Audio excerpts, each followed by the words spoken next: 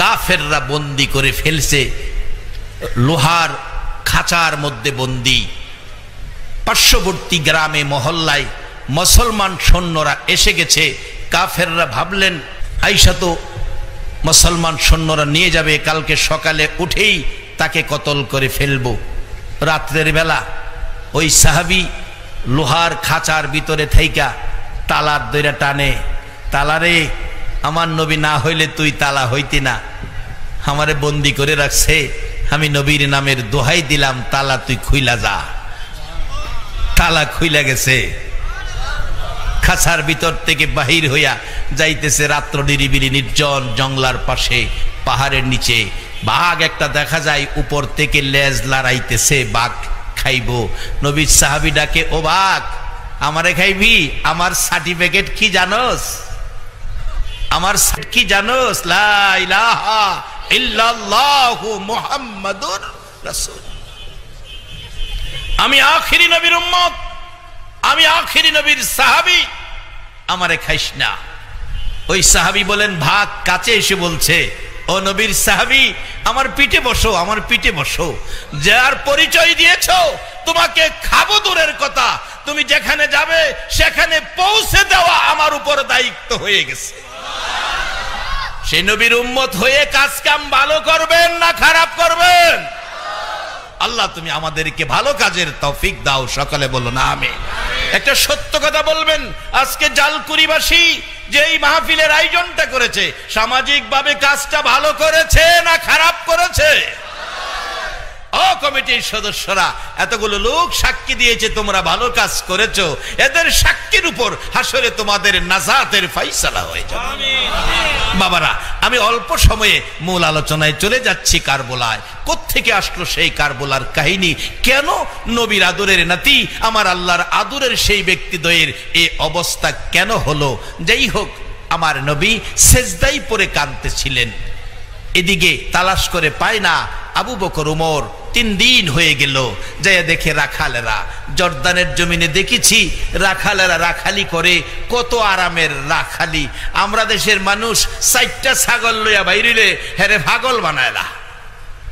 আর শত শত ছাগল, শত শত দুম্বা, শত শত বেড়া এক রাখালে রাখালি করতেছে, কোনো শৃঙ্খল নাই, দৌড়াদৌড়ি নাই, ঘোরাঘুরি নাই, ছুটাছুটি নাই। আশ্চর্য হলাম, যারা ওই আরব ভূমিতে গেছেন দেখছেন শত শত বেড়া বকরি একসাথে ঘাস খাইতেছে, কোনো দৌড়াদৌড়ি নাই, হট্টগোল নাই। এই কি সুন্দর শৃঙ্খলা, কত যে ভদ্র! আমি আশ্চর্য, আমি ক্যামেরা করে আনছি তাদের আচার আচরণ। আর ছাগলের আচরণ দেখলে আশ্চর্য হয়ে যায়। এক একটা গাড়ি 3 তালা,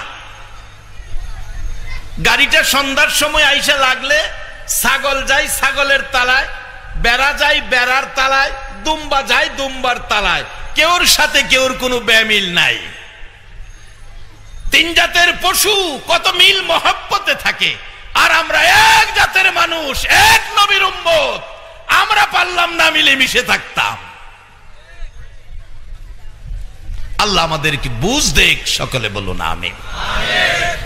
রাখালেরা বসে বসে কি যেন টেনশন করছেন। আবু বকর উমর 2 জন পাশে, চোখের পানি গাল বেয়ে বেয়ে পড়তেছে। রাখালেরা জিজ্ঞেস করে, আপনারা কোত্থেকে আসছেন? আমরা মদিনার মেহমান, শহর থেকে আসছি। কাঁদতেছেন কেন?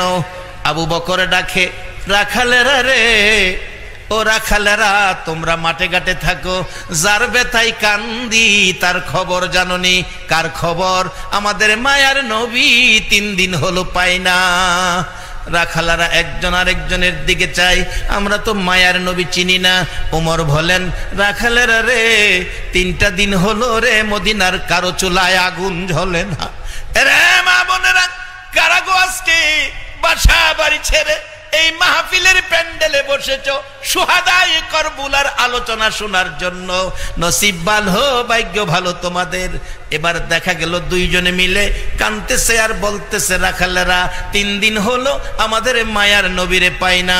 একটা রাখাল দাঁড়ায়া বলছে, আবু বকর ওমর, আমরা তো তোমাদের মায়ার নবী চিনি না, দয়ার নবীও চিনি না, তবে 3 দিনের কথা যখন বলছো রে আবু বকর ওমর, 3 দিনের কথার উপর একটা সংবাদ দিতে পারি, তোমরা যাইয়া দেখো তোমাদের মায়ার নবী কিনা। রে আবু বকর ওমর, ওই পাহাড়টার পাশে যাইয়া দেখো, আজকে 3 দিন হলো একটা সোনার পুতুল রে আবু বকর ওমর, পূর্ণিমার চাঁদের চাইতে আরো সুন্দর, সেজদায় পড়ে উম্মতি উম্মতি বলে কান্দে। আবু বকর ওমর দুইজনে থিমের মতো ডাকে, রে রাখালেরা, কই রে আমার সেই নবী, তিল দিল পর্যন্ত যিনি উম্মতের ব্যথা কইয়া কান্দে রে, আমাদের মায়ার নবী ছাড়া কেউ না। রাখালেরা বলেন, আবু বকর ওমর তোমাদেরকে নিয়ে যাব, তার আগে কথা দাও, এই লোকটা যদি তোমাদের নবী হয় এখান থেকে উঠাইয়া মদিনায় নিবা কিনা। আবু বকর ওমর রে, আমরা বসে বসে এটাই কল্পনা করতেছিলাম, আজকে 3 দিন হলো এই লোকটা সেজদায় পড়ে কাঁদতেছে। আবু বকর ওমর রে, আমাদের বেড়া বকরি দুম্বাগুলো যায়া দেখ, ওই লোকটার মায়ায় পড়ে চারপাশে দাঁড়ায়া দাঁড়ায়া কান্দে, ঘাস পানি খায় না। এই নবী চিনো, নবীর মায়ায় 1 ফোঁটা চোখের পানি যদি ফিরিয়ে আসে, আমার আল্লাহ বলেন, বন্ধু গো, তোমার ভালোবাসার উম্মতের 1 ফোঁটা চোখের পানির দাম আমি আল্লাহর আরশের চাইতেও বেশি। দয়ার নবী, মায়ার নবী সেজদায় পড়ে কান্দে। আবু বকর ওমর দুইজন পাশে দাঁড়াইয়া ডাকে, হুজুর 3টা দিন হলো গো মদিনায় ছাড়লেন, আপনি কি সকলের কথা ভুলে গেলেন? আমি আবু বকরকে তো ভোলার কথা নয়, যেদিন মায়ের দেশ বাবার দেশ ছেড়ে হিজরত করে মদিনায় আসবেন, কাউরে বলেন নাই আমি আবু বকরকে বলেছিলেন, একটু আমাকে বলেন নাই আপনি চলে আসবেন। হুজুর আসেন, মদিনায় যায়, মদিনার কারো চুলায় আগুন জ্বলেন, আমার নবী কান্দে আপনার আমার মতো গুনাহগার উম্মতের মায়ায়। 3 দিন পার হয়ে গেল, আমার নবী মাথা উঠায় না। আবু বকর ডাকে, হুজুর মাথা উঠান, এত কান্না কোনদিন কাঁদেন নাই। হুজুর বাবা হারা হয়েছেন, এত কান্না কাঁদেন নাই গো নবী, জীবনে একটা দিন বাবার আঙ্গুলে ধরে একটা কদম হাঁটেন নাই, সেই ব্যথাই কাঁদেন নাই গো নবী, জীবনে বাবার কিনা একটা নতুন জামা গায়ে দেন নাই, সেই ব্যথাই কাঁদেন নাই, উম্মতের ব্যথাই কাঁদেন, আর কাঁদতে হবে না। আমি আবু বকর কথা দিলাম, তামাম জীবনে যা নেকি কামাইলাম আর কাইদেন না, সব নেকি আপনার উম্মতের দান করে দিলাম। বাবারা এখানে ওয়াজ করলে 1 ঘন্টার ব্যাপার, আবু বকরের কত নেকি, এই নেকি দিলে কি হবে, কত নেকি আবু বকরের আছে, লম্বা ঘটনা যাই না ওদিকে, সব নেকি আপনার উম্মতের দিলাম। আমার নবী তো মাথা উঠায় না, আপনাদের জন্য কাঁদতে ছিল, সেই নবীর মায়ায় আর একটু সময় বসতে রাজি আছেন কিনা? আল্লাহ তুমি কবুল করো, এর বিনিময়ে আমার নবীরে একটা রাত্রে ঘুমের ঘরে স্বপ্নে দেখাইয়া দাও। উমর ডাকে, হুজুর আমি উমর, হুজুর আমি উমর, হুজুর আমি উমর, যে উমর আপনার বিরুদ্ধে তরবারি নিয়ে দৌড়াইয়া গিয়েছিলাম আপনার মাথা কেটে ফেলবো। আপনার সুন্দর চেহারা দেখে গো, আপনার মায়ার চেহারা দেখে গো নবী আমি কালিমা পড়ে মুসলমান হয়েছিলাম। আজকে দেখি সেই চেহারা কানতে কানতে তো কালো হয়ে গেছে গো নবী, এই সুন্দর চেহারা কালো হয়ে গেছে, কানতে হবে না। আমি উমর আজ পর্যন্ত যত নেকি কামাইলাম আমি সব আপনার উম্মতের দিয়ে দিলাম। আমার নবী মাথা উঠায় না। দুইজনে পরামর্শ করছে কিভাবে নবীকে মদিনায় নেওয়া যাবে। ওমর ডাকতেছে, আবু বকর, একটা বিষয় আমি তোমারে বলি, এটা ব্যবহার করলে নবীকে মদিনায় নেওয়া যাবে। কি বিষয় রে ওমর? ওমর ফারুক রাদিয়াল্লাহু তাআলা ডাকতেছেন, ও আবু বকর, আমি একদিন দেখি আমার নবী মসজিদে নববীর বারিন্দায় বসা। কোত্থেকে যেন দুই আদুরের নাতি হাসাইন আর হুসাইন দৌড়াইয়া এসে নানার গলায় ধরেছে। আমি বারিন্দার সামনে দাঁড়ানো ছিলাম। ওমর বলেন, গলায় ধরে ডাকে, নানা, আমরা দুই ভাইরে একটা ঘোড়া কিনা দাও।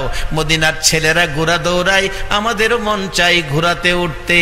নবী বলেন, বাবার কাছে যাও। বাবার কাছে গিয়েছি, পয়সা নাই। মার কাছে যাও। ও নানা, মার কাছে গিয়েছি, পয়সা নাই, তুমি একটা ঘোড়া কিনা দাও।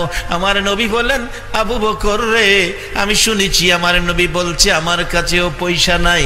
আমার নানা, আমার নবী নাতিদয়কে খুশি করার জন্য, নানা হইয়া নাতিদয়কে খুশি করার জন্য, ওমর বলেন, আমি দেখেছি নবী হামাগুড়ি দিলেন, ঘোড়ার অভিনয় করলেন, আর দুই নাতিকে পিঠের উপর বসাইয়া ডাকতেছে, ও নাতিরা, আমার পিঠে বসো, আমি ঘোড়ার স্বাদ মিঠাইয়া দিব। যেই নবী ঘোড়ার অভিনয় করে নাতি দয়কে পিঠে বসাইয়া এদিকে যায় ওদিকে যায়, উমর ডাকে, কত দামি ঘোড়ার উপর হাসাইন হুসাইন সোয়ার হয়েছে। আমার নবী বলেন, ওমর, ঘোড়াটা দামি দেখেছো? ঘোড়ার উপরে যারা বসা তারা কত দামি দেখলা না?